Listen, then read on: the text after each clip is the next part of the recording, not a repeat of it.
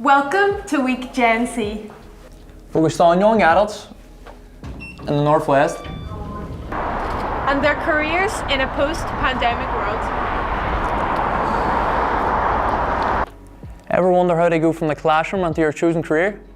We chat with local STAR employees to find out how they got where they are today. And what they've learnt along the way.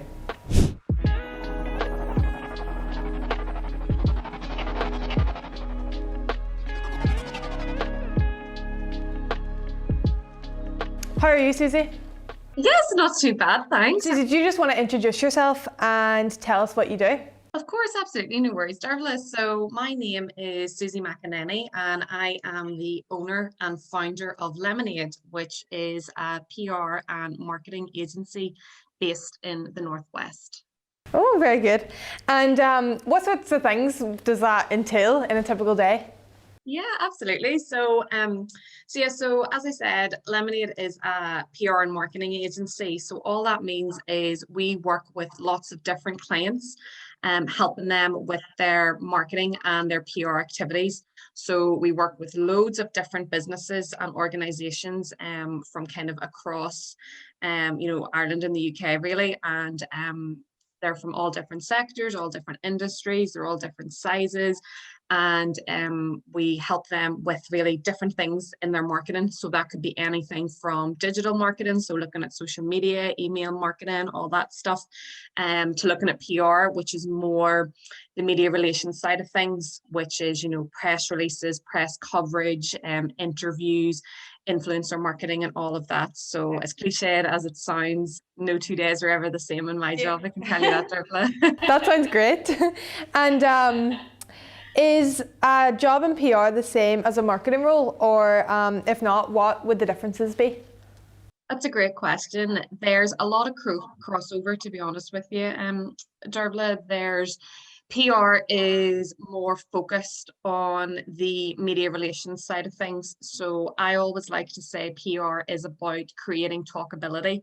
And all I mean by that is it's about getting people to talk about your brands, getting them to put them out in the media, and really just increasing talkability is the best way to describe it. And another good way to describe it is trying to get stories out there. So trying to find things about companies and businesses that people want to hear, good news stories and things like that. Yeah. So if you're working in a PR role, you're going to be dealing directly with the media. So if you imagine you're going to be working with newspapers, you're going to be working with journalists, you're going to be working with online media outlets as well, radio, TV, broadcast, all of that. So PR is more focused on that side of the things and kind of that traditional, writing the press release and seeing in the paper and stuff like that. That's the easiest way to kind of understand what PR is. Right. Although it has evolved over the years, now influencer marketing, working with the like of people on Instagram who have big followings and things like that, that would fall under PR. Whereas marketing is a little bit different. Marketing is really a mixture of lots of different things. It's that kind of email marketing, digital marketing. It's like an umbrella term, but the two are very, very closely linked. I've worked both. Prior to starting my own business, I've worked both in a PR focused job and I've also worked as a marketing manager, where I've been a manager for a company, looking after all their marketing. So there's a lot of crossover with it. And I don't even know how you would go about getting a PR job. Was there anything in school, skills wise, that kind of prepared you for this job, or how do you even get into PR in the first place? That's an excellent question, actually.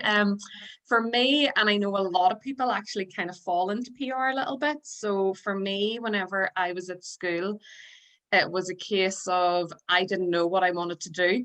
I really didn't have a clue. I was always smart and I always worked hard. So those were kind of two things that always stood in my favor.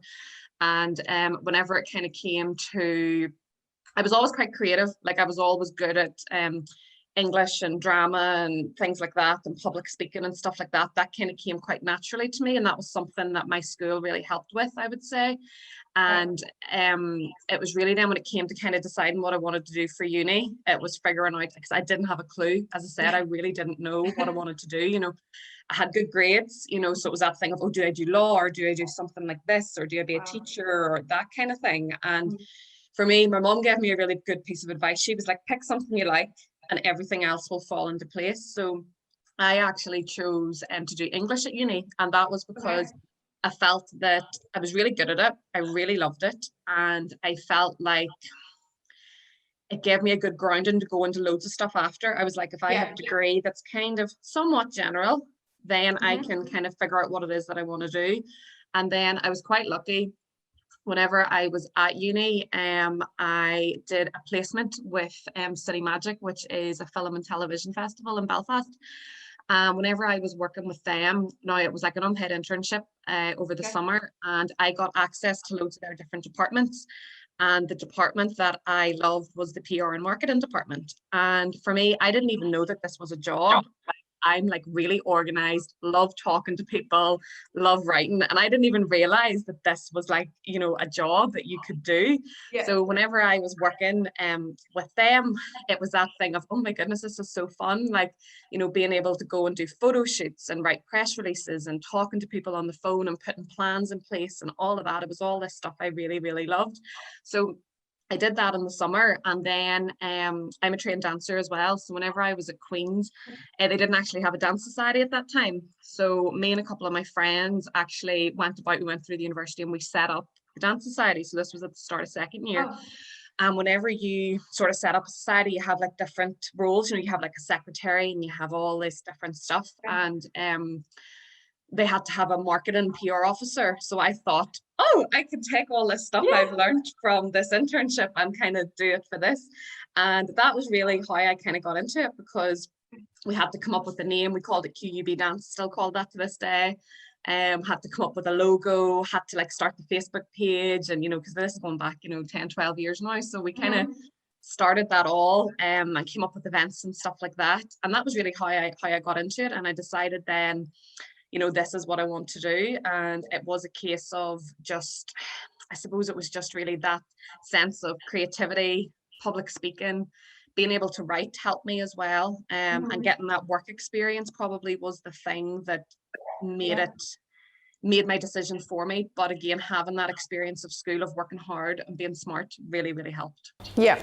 And what advice would you give to someone if they wanted to develop a career in PR? Do you have any tips from the inside?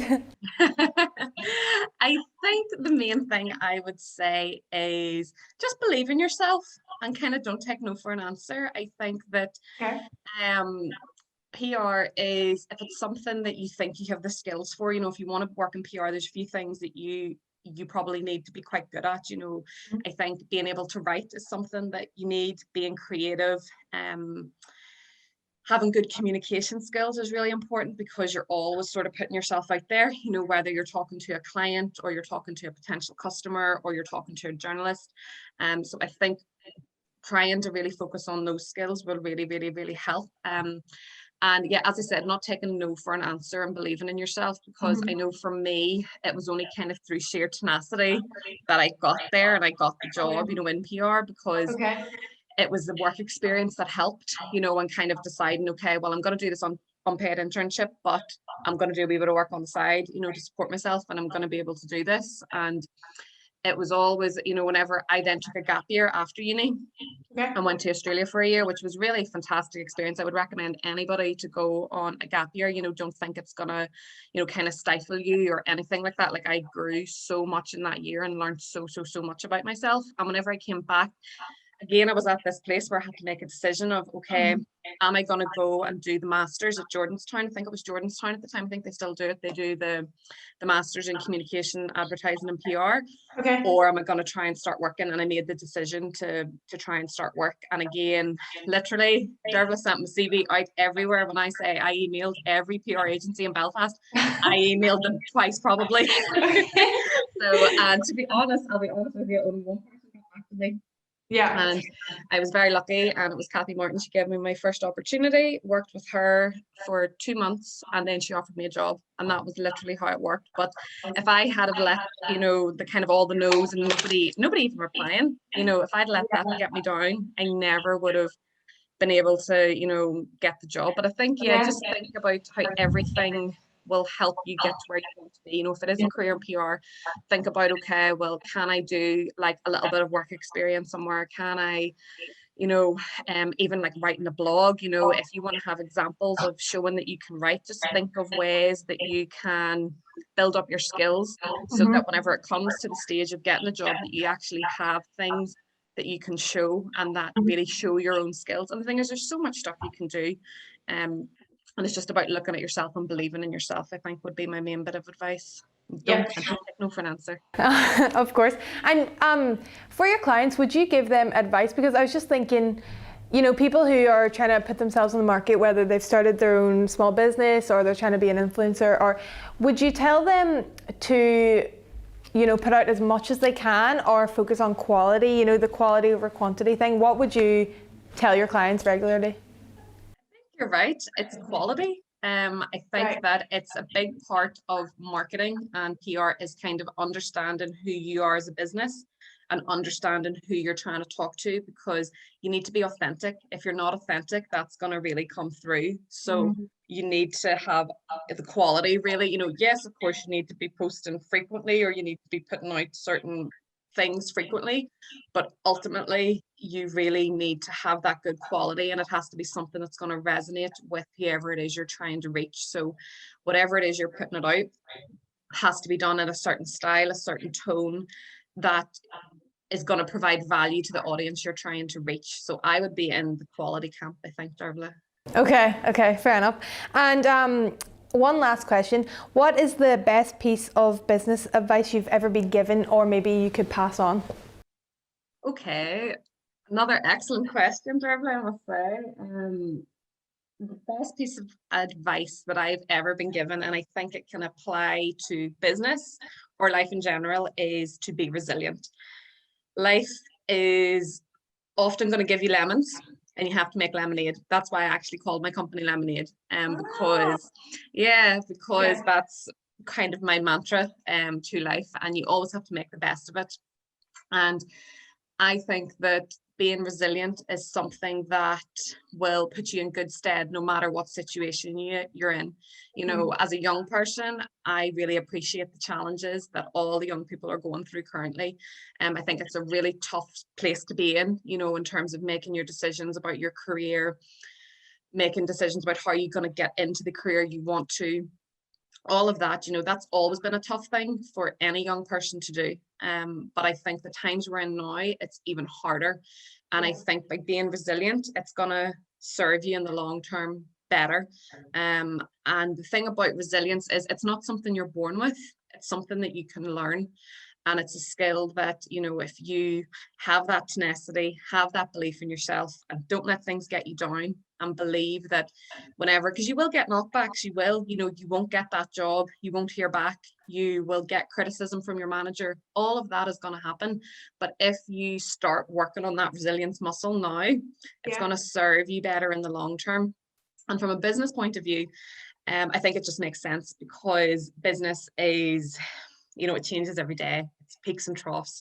You ride the waves and things like that. And you always, as long as you have that resilience in yourself, you will always come out the other side. And just always believe that everything happens for a reason, and you're having these various opportunities for a reason, and it will all work out. So being resilient would be my key business piece of business advice. Okay, thank you so much. Well, that's all the questions we have for you today, Suzie. Thank you so much for talking. It was very interesting, and it was lovely to meet you. Oh, you too. Thanks so much for your time. It was great chatting to you, and all the best. See you later. So much. See you later. Bye. Bye. Bye.